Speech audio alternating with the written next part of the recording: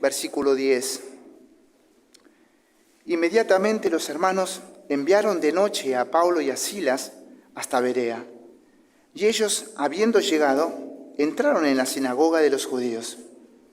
Y estos eran más nobles que los que estaban en Tesalónica, pues recibieron la palabra con toda solicitud, escudriñando cada día las Escrituras para ver si estas cosas eran así.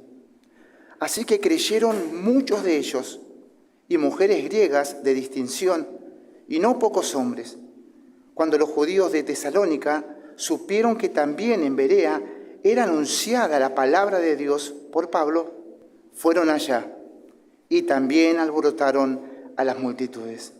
Pero inmediatamente los hermanos enviaron a Pablo que fuese hacia el mar. Y Silas y Timoteo se quedaron allí. Y los que se habían encargado de conducir a Pablo, les llevaron a Atenas. Y habiendo recibido orden para Silas y Timoteo, de que viniesen a él lo más pronto que pudiesen, salieron. Tenemos una palabra de oración, hermanos. Señor, muchas gracias. Muchas gracias por tu palabra. Muchas gracias por este tiempo precioso que nos brindas para oírla, Señor, para expresarla. Te ruego que tu gracia, Señor, esté guiando mi torpeza, Señor, todas mis faltas, todos mis errores y mis pecados. Te lo ruego por los méritos de Cristo, Padre Santo. Gracias te damos. Amén y amén. Tomen su ubicación, amados hermanos. Vamos a ir al contexto anterior, amén, del inicio del capítulo 17 que nuestro hermano ha expuesto, para hacer un poco de contexto en lo que estamos hablando. Y algo muy importante de este contexto es que Lucas está transmitiendo algo muy importante aquí. Y lo importante es que va a hablar de dos actitudes diferentes de judíos de Tesalónica y de Berea.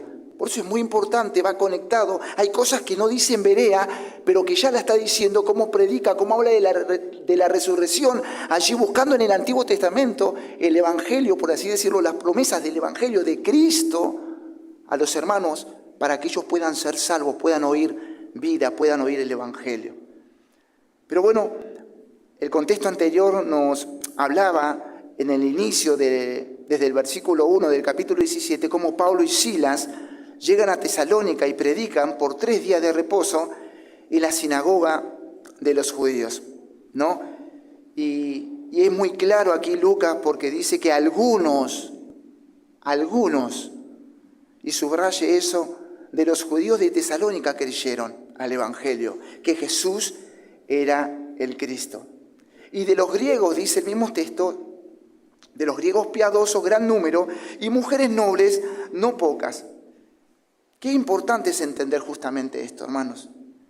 Que en las Escrituras del Antiguo Testamento señalan al Mesías, proclaman su venida, proclaman su obra completa en la tierra. Desde el Génesis 3:15, allí recorremos algunos libros y allí señala la Biblia, las Escrituras, el Evangelio. Y vemos que Pablo, con mucha luz, con mucha gracia del Señor, lleno del Espíritu Santo, habla sobre el Cristo que había de venir, sobre el Cristo que murió y no había Nuevo Testamento, y sobre el Cristo que resucitó también. Qué importante que eso lo dice justamente el Antiguo Testamento. Amén. Luego dice que algunos judíos incrédulos juntaron una turba y alborotaron la ciudad. Dice que lo buscaron a Pablo, pero no lo hallaron. Entonces asaltaron la casa de Jasón y lo presentaron ante las autoridades de aquel lugar, junto a otros hermanos, ¿no? Diciendo que estaban desordenando el orden establecido, como nos dice Lucas, esto que trastornan el mundo. Estaban desordenando el orden establecido de la región, ¿no? Y de la religión allí oficial. Para ellos era un desorden total, era un caos, era una locura. Y todos ellos están violando las leyes de César, habían dicho, diciendo que hay otro rey, Jesús. Y bien nos había explicado nuestro hermano que esto era un delito en aquel tiempo, para aquel entonces, en el Imperio Romano. Ahora los judíos alborotaron a las autoridades y al pueblo con estas palabras, pero luego que se obtuvo fianza, nos dice el texto anterior, de Jasón y de los demás, lo soltaron. Ahora nos ambullimos a nuestro texto que hemos compartido, que hemos leído, y antes de empezar a desarrollar, quiero informarle que lo he distribuido en 3 encabezados. El primer encabezado que vamos a estar viendo es que por la autoridad de las Escrituras los cristianos son protegidos por su autor, Dios. La Escritura es inspirada por Dios. El segundo encabezado es que por la autoridad de las Escrituras los incrédulos se oponen. Y el tercer encabezado, por la autoridad de las Escrituras, las personas son salvas al creer. Nos dice el versículo 10 del capítulo 17, tan rápido como oscureció, los hermanos enviaron a Pablo y Silas hasta Berea. ¿Qué hermanos? Los hermanos de Tesalónica, los que habían creído. Esos hermanos llenos del Señor, dice que enviaron. No dice que lo envió el Espíritu Santo, no dice que lo envió unas personas con un rango alto, algún apóstol, algún profeta. No, dice que los enviaron los hermanos de Tesalónica. Aquí vemos la providencia de Dios, vemos la confianza en Dios, vemos la gracia de Dios en ese texto maravilloso. Vemos cómo transmite el autor a su audiencia, Teófilo, ¿no? En este caso, cómo Dios obra protegiendo hermanos a través de hermanos. Por eso el primer encabezado es por la autoridad de las Escrituras. Los cristianos son protegidos por Dios. Qué importante es ver cómo los hermanos los sacan de Tesalónica y los llevan, nos muestra Lucas, allí de noche, por ahí parece ser para que no lo vean, para que no lo reconozcan, para que no le pase nada, sabiendo que eran hombres bíblicos, sabiendo que eran hombres que llevaban el evangelio de salvación. Qué bueno es ver la gracia de Dios en esas áreas. Qué bueno es e importante servir a hombres que temen y practican las Escrituras. Es muy importante eso. Qué bueno es saber que nosotros estamos para servir. Amén. Es bueno cuidar y proteger a las autoridades de la iglesia local. Porque eso nos enseña el Espíritu Santo. Esto nos está enseñando Lucas. Pero esto tiene un comienzo. Esto tiene un origen. ¿Por qué comienza una persona y empieza a querer servir a otra, protegerla en cierta manera? Porque hay algo de Dios involucrado en medio de esta cuestión. Y eso algo de Dios es la Escritura. Es que creyeron y al creer están para servir. El que cree en Cristo ha rendido su humanidad, ha rendido su soberbia, ha rendido su maldad, por decirlo así, a Cristo y está para servir. ¿Y cómo demostramos ese servicio a nuestro Dios? Sirviendo a nuestros hermanos, sirviendo a la iglesia local. No me responda. ¿Cuándo nos levantamos, por decirlo así, nos acercamos a las autoridades de la iglesia y le dijimos, hermanos, estamos para servir? Nos dice la Biblia en el Antiguo Testamento, cuando Dios le habla a Josué, le dice: Josué, siervo de Moisés. No mi siervo, de Moisés, porque le servía. Qué importante es dejar que la Escritura nos llene y nos guíe para servir. Qué bueno es cuidar y proteger a las autoridades de la iglesia local. Por medio de nuestras oraciones, amén, enseguida somos todos espirituales. Amén, claro que sí, que por medio de nuestras oraciones oramos por las necesidades de nuestro pastor, oramos por su vida espiritual, por su familia, por sus hijos, por su matrimonio, por el ministerio, y oramos y gloria a Dios por eso. Pero también servimos colaborando. Me encantó algo que se muestra la gracia de Dios y el favor de Dios justo con lo que le pasó al pastor. Eso me traía el Espíritu Santo cuando hacía este sermón. El Espíritu Santo toma a una persona y hace que le sirva con un vehículo, discúlpeme, pastor. Esa persona le está sirviendo a Cristo de esta forma. Y eso lo hace solamente el Espíritu de Dios. Ahora, ¿qué estoy dispuesto yo a dar a mi prójimo, manifestando que le sirvo a mi Dios?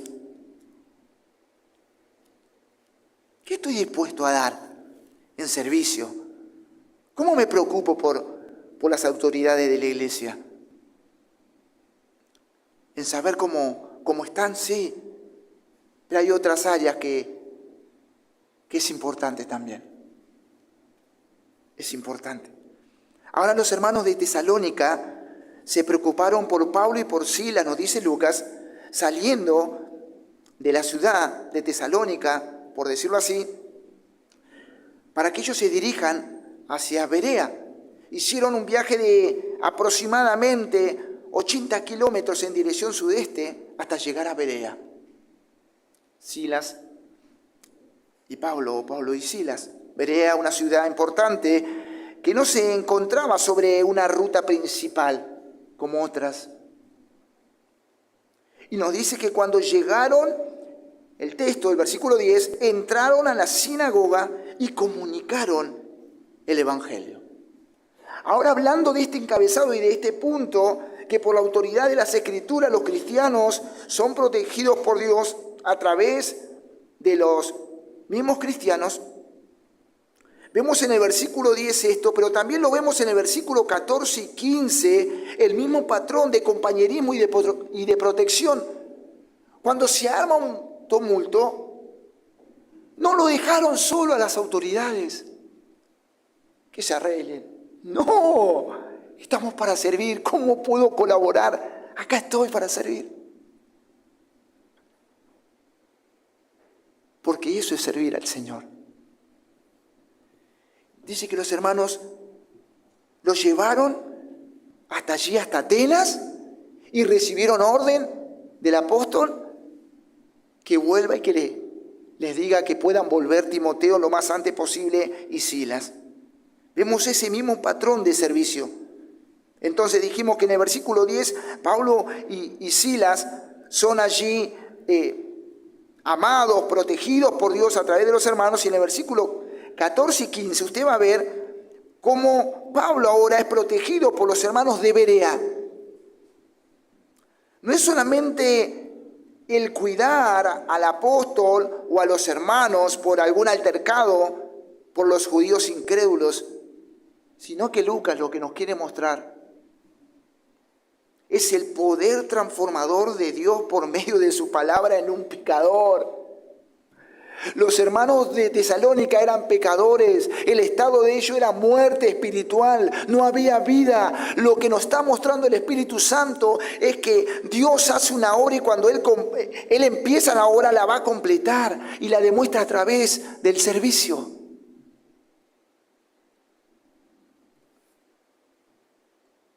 Qué importante es eso. Qué importante es el poder transformador en una vida. Ese poder transformador es provocado por la palabra de Dios en un pecador y merecedor de la gracia. No merecemos nada, ninguna pizca de gracia. Cristo en la cruz murió por nosotros, allí miles de infiernos por nosotros en la cruz. No solamente fue la ira, esa ira fue el mismísimo infierno en la cruz por nosotros pecadores y merecedores. toda la ira del Padre. En el infierno va a estar toda la ira del Padre. Cristo en la cruz, toda la ira del Padre, todo el infierno, el que nosotros mereceríamos, donde nosotros teníamos que sufrir, el Señor lo hizo por nosotros. Y de este Cristo Pablo hablaba. Él no hablaba de él no hablaba de sus logros, él hablaba de las Escrituras. Él hablaba de lo que dictaban las Escrituras.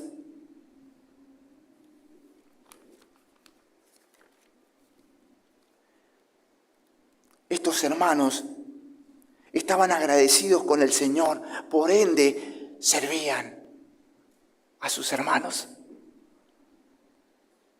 No hay mejor forma que mostrar gratitud en servir.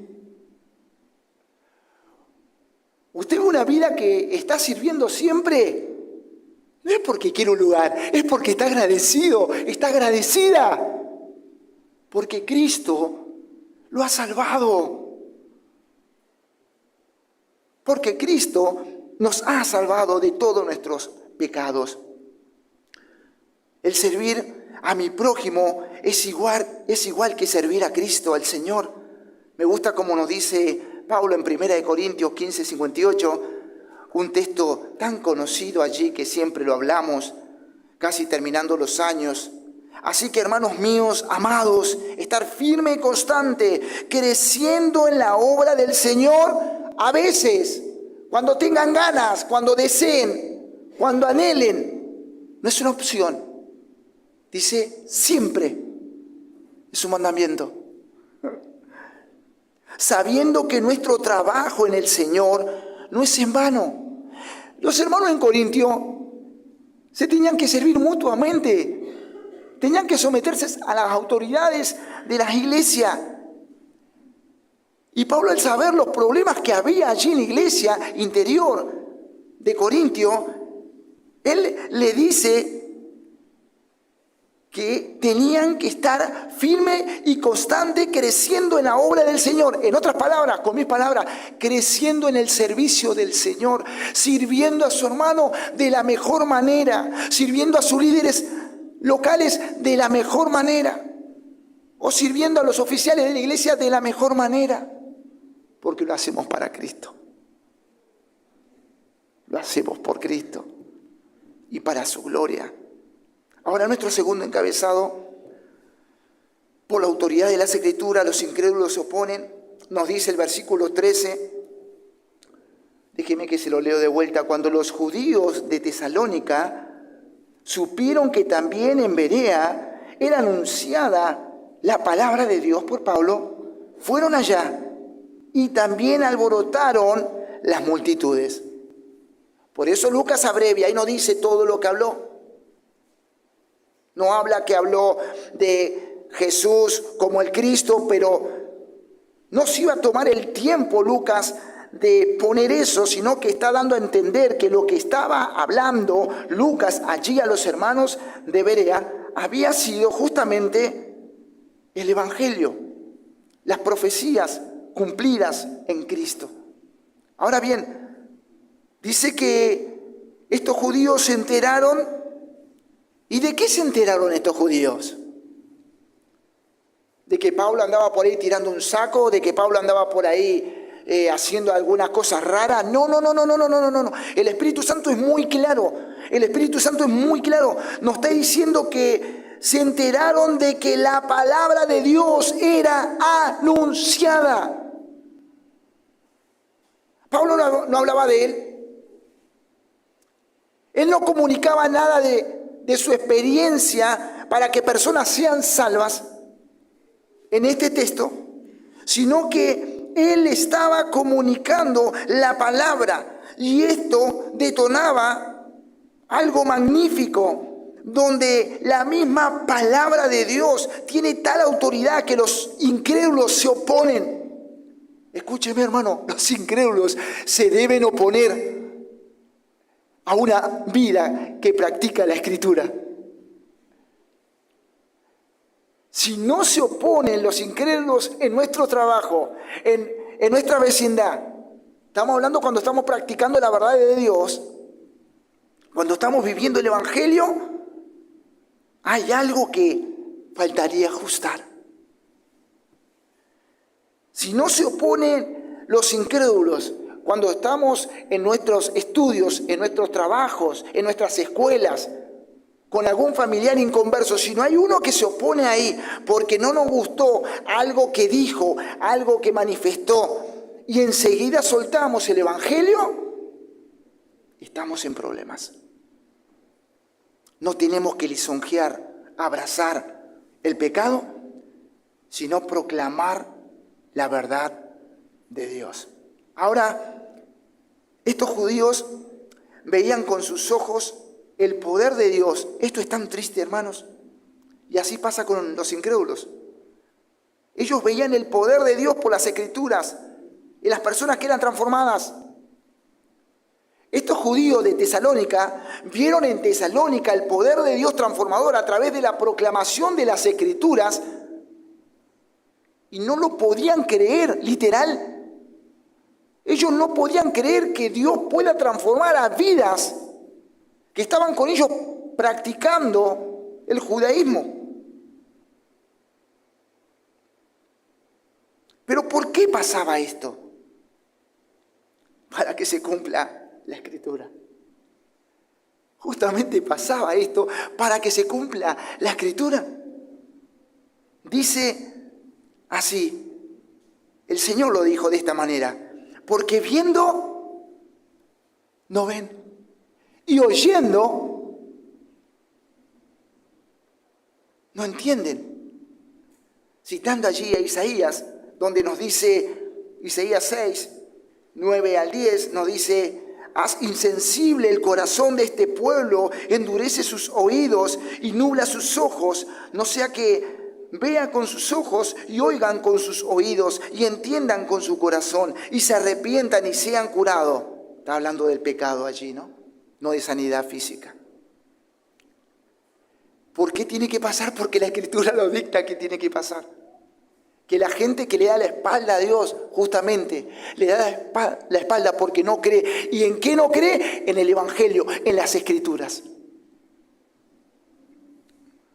Ahora, qué importante el entender que aunque tengamos incrédulos alrededor y sean incrédulos y nos den la espalda, les sigamos predicando el Evangelio. Sigámosles amando. Y cuando digo amando, no compartiendo lo que ellos comparten, sino exhortándole y diciéndole que Cristo tiene una oportunidad para ellos. Que Cristo, aquel que vino, un ser impecable, una persona impecable, que murió, pero al tercer día resucitó. Ese Cristo le da la oportunidad que si pueden creer en Él, pueden ser salvos. Eso es amar a la persona también, exhortándole a que pueda creer, sabiendo que el que salva es nuestro Señor. Muchas veces ellos no son salvos por su incredulidad, porque viendo, lo dijimos, no entiende y escuchando no creen. Esto quiere decir que esa actitud de su incredulidad es por escuchar el Evangelio. Esa persona que le dan la espalda a Dios es por escuchar el Evangelio, no es por escuchar sus hazañas, mi experiencia, no, mis oraciones, cuánto leo, cuánto estudio, cuánto me pasa. No. Esa persona solamente le dan la espalda cuando nosotros le anunciamos el Evangelio. Le dan la espalda a Dios, como hicieron estos judíos de Tesalónica. Ahora bien, vamos a nuestro tercer encabezado, que nos dice que por la autoridad de las Escrituras, los que creen son salvos. El versículo 11 nos dice que estos eran más nobles. La palabra más noble tiene la idea de bien nacido, generoso, que los que estaban en Tesalónica. Está como trayendo lo de Tesalónica y lo de Berea.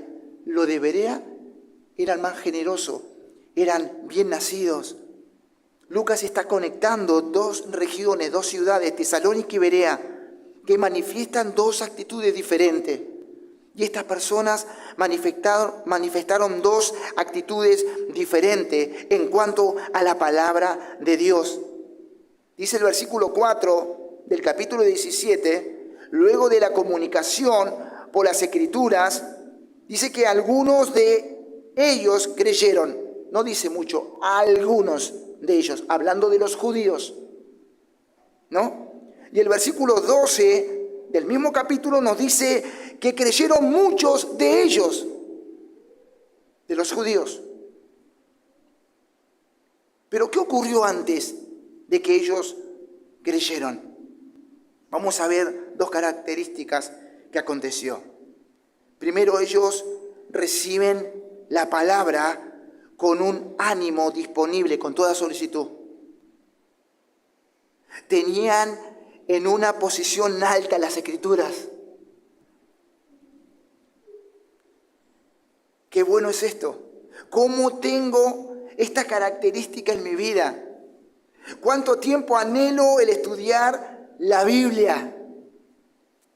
Una y otra vez nos animan, nos exhortan a que podamos venir al seminario. Si tu problema es dinero, vení a escuchar porque la palabra nos limpia, la palabra nos transforma, la palabra nos edifica. Y es tan importante eso. Ahora, ¿qué entusiasmo demuestro con la Biblia, con las Escrituras? Los hermanos de Berea, los bereanos, ellos estaban entusiasmados. Ellos estaban contentos, con solicitud, a ver qué nos va a hablar este hombre.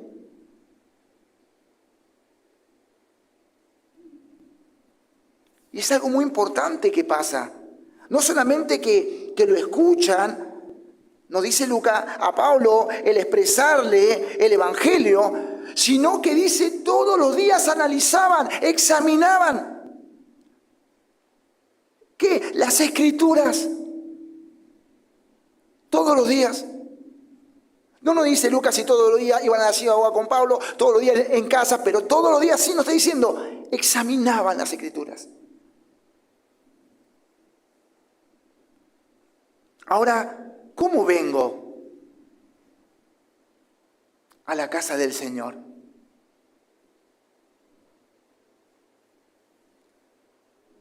Cuando vengo con el deseo que las Escrituras sean expuestas en la reunión para ser transformado por ella, no solo un espíritu religioso, vengo, cumplo, que me vea el pastor, listo, que me vean mis viejos, listo, que me vea mi esposo, que me vean mis papás, listo.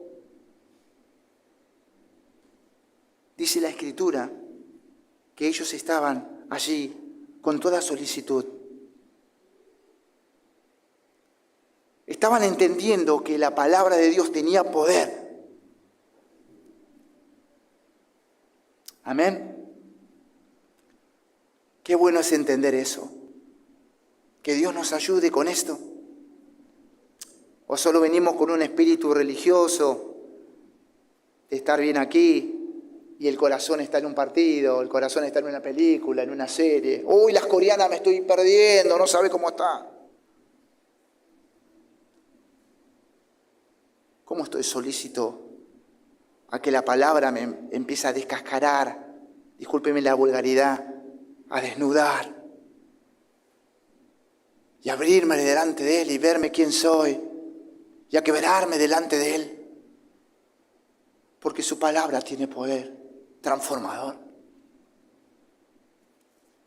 Derek Thomas dice en cuanto a este texto,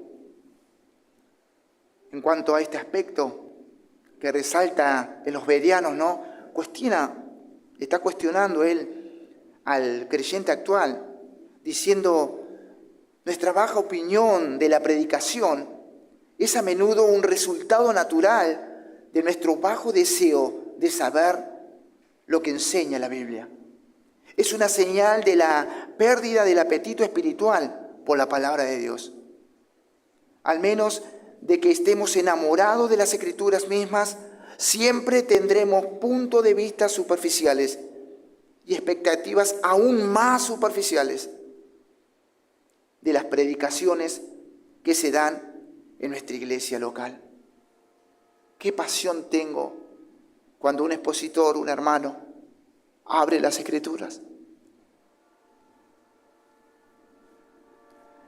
La segunda característica, vemos cómo los cristianos deben, y esto no es una opción, no es que yo ahora me pongo una opción que debo escuchar, debo examinarla, debo aprender. No, debemos saber, conocer las Escrituras.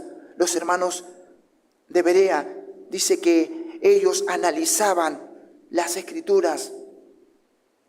No es solo de las autoridades de la iglesia local, esto es de todos creyentes. No, los pastores tienen que saber la palabra. ¿Y nosotros?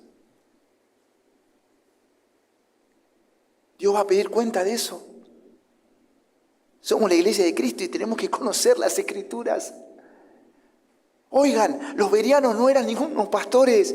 Ahí no veo ningún profeta, no veo ningún apóstol, no veo ningún diácono. Pero analizaban las Escrituras.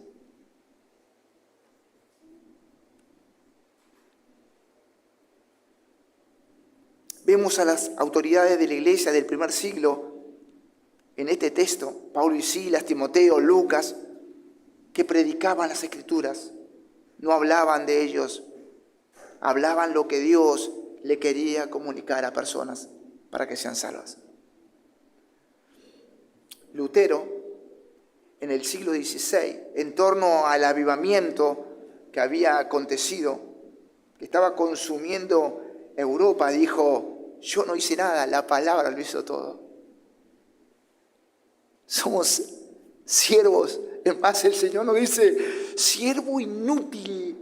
Por si alguien se cree que algún siervo en particular tiene algún... Inútil. Porque hiciste lo que te mandé a hacer. Estamos para servir. Pero vamos a servir de una forma diferente cuando dejemos que la palabra nos teja, nos cosa, nos rompa, nos quiebre. Y nos haga poco a poco desaparecer el orgullo, la soberbia, el carácter. Yo soy así. Dios tiene poder, su palabra tiene poder para hacer eso. Los hermanos de Berea tenían a las Escrituras en el estándar más alto de sus vidas. ¿Cuál es el valor de la Biblia, de la palabra de Dios para mi vida? Y no solamente en la iglesia local, en tu hogar, en tu trabajo, en mi hogar, en mi trabajo. ¿Qué tiempo le dedico a la Biblia? Ellos dicen que todos los días, y no es que se fue Pablo y ya está listo, ya está, ahora sigamos, Pepe. No. Porque vemos la carta de los tesalonicenses, como Dios habla a través de la pluma de Pablo, lo que había hecho en los hermanos. La Biblia debe ser mi deleite cada día, presentarme ante ella y dejar que Dios, su autor, me hable. Oramos al Señor, iglesia. Padre, gracias. Gracias por tu palabra, Señor, que nos anima, nos exhorta. Tu palabra, Señor, tiene el poder para transformar, para salvar. Tu palabra, Señor, es tu inspiración